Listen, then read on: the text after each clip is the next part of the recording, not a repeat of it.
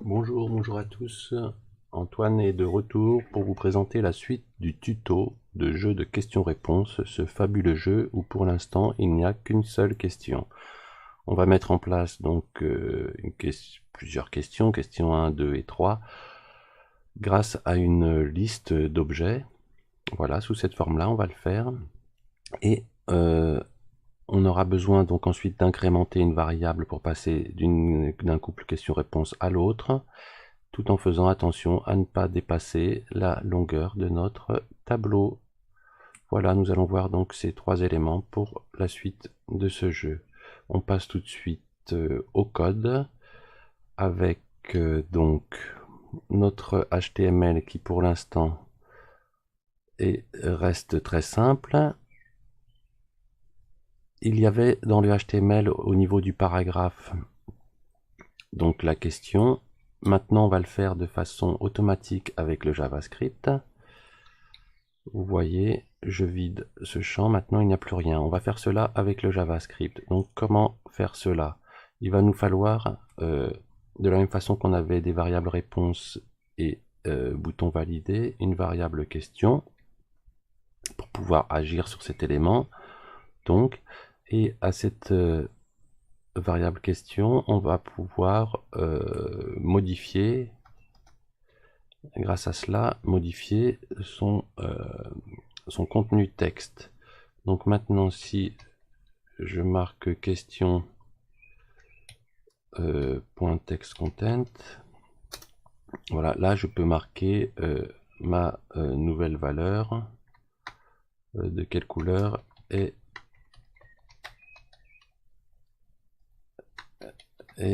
le ciel. Voilà.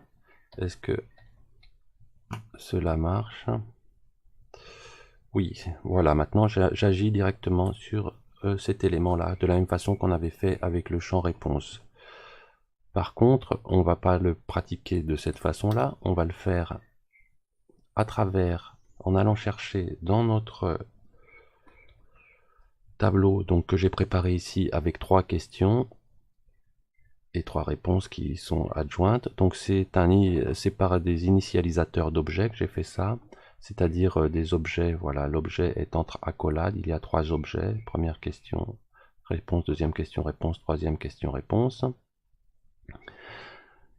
Ces objets donc sont écrits avec une notation qui est littérale. Cette notation littérale, elle permet donc d'afficher comme ça en colonne, ligne après ligne, chaque question-réponse. C'est une notation assez claire pour faire ce que nous souhaitons. Donc maintenant, je vais aller chercher l'élément donc 0, c'est le premier élément ici, qui a l'indice 0, kestrep 0 ici. Regardez, je vous montre à travers la console. Si voilà, rien ne s'affiche ici, car pour l'instant, on n'en est pas encore là. Si je tape kestrep, ça me donne bien la valeur de mon tableau, ici, qui a 3 éléments, indice 0, 1 et 2. Nous, on va devoir chercher l'élément qui a l'indice 0, donc ici, je tape entre crochets 0. C'est bien notre couple de quelle couleur est le ciel avec la réponse bleue. Et là, nous, on veut afficher la question de quelle couleur est le ciel. Donc cela, je le fais en tapant .quest pour faire référence à la propriété, donc question, donc de ce premier élément, cet élément qui a l'indice 0. Et donc j'ai bien ma question qui s'affiche. C'est ceci, en quelque sorte, que je vais devoir mettre dans mon champ de questions. Voilà, donc j'ai écrit ici cela directement. Donc maintenant, vous voyez, si je rafraîchis, la question c'est bien affiché. On a bien la bonne question qui s'affiche. Donc maintenant, suite du jeu, il va falloir, lorsque l'on a répondu à la bonne question, Passer à la question suivante. Déjà, est-ce qu'on a bien fait référence dans notre bouton valider? Voilà, notre fonction qui est déclenchée lorsqu'on appuie sur le bouton valider. Nous avions ici mis directement la réponse bleue. Ça marche bien pour la première question, mais pour la deuxième, où il y aura le soleil et jaune, il va falloir donc utiliser de nouveau ce système d'indices. On va pas écrire à chaque fois à la main, donc on va créer une variable n qui va nous permettre de savoir où on en est au niveau de nos questions. Au départ, la variable est égale à 0. Voilà. Et donc ici, on a, au lieu de marquer 0, on marque n. Je regarde que rien n'est changé, tout va bien. Voilà, donc ensuite on incrémente cette variable. On va incrémenter ensuite cette variable. Pour l'instant, on va juste voir, ici je voulais juste mettre, voilà. Avant d'incrémenter, au niveau de la situation initiale. Donc je fais référence non plus à la propriété, là il s'agit de la réponse.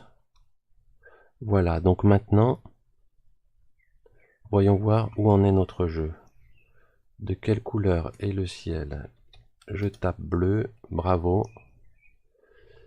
Et voilà, et on reste bloqué à la question 1 car pour l'instant ce n'est pas incrémenté. Je vais incrémenter grâce à une fonction, voilà, que je crée par la suite. La fonction, je l'appelle question suivante.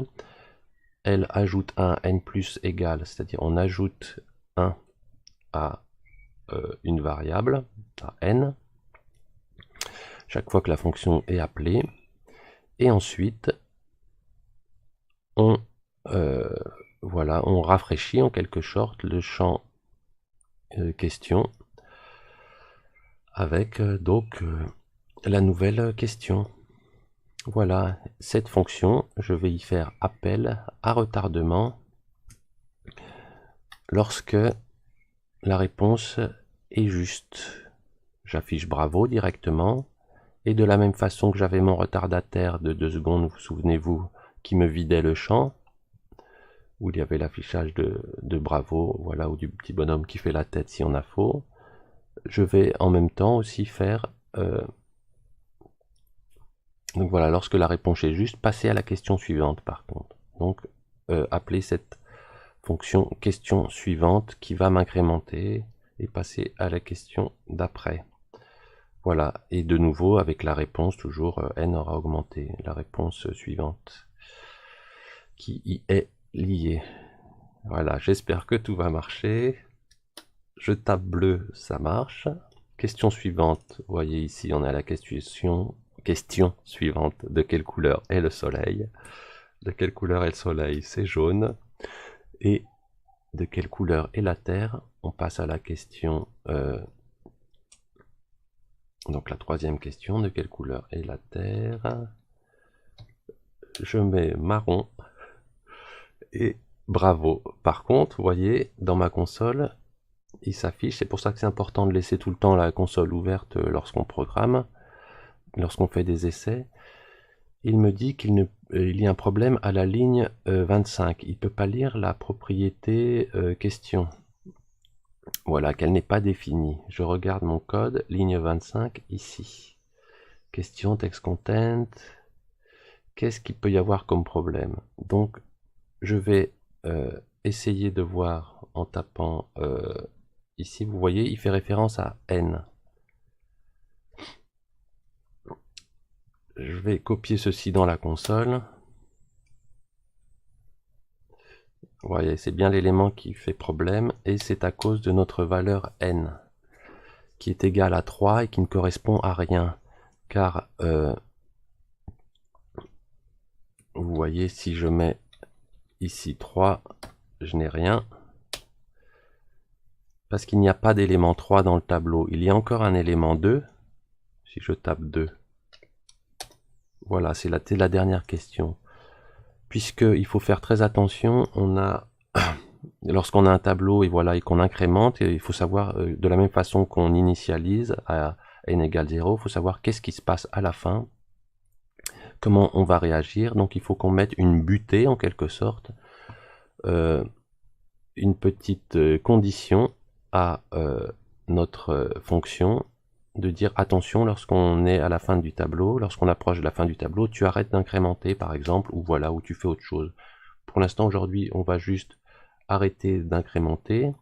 Donc on va faire ça en rajoutant une condition, en lui disant si n est strictement inférieur à donc à notre longueur de kestrep,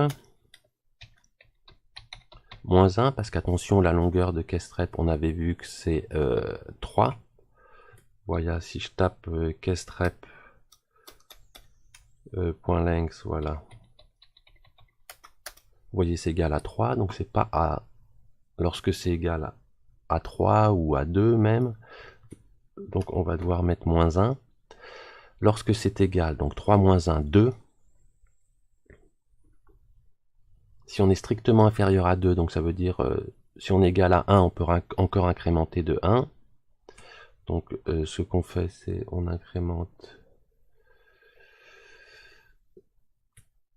On va incrémenter ici, n plus égale 1.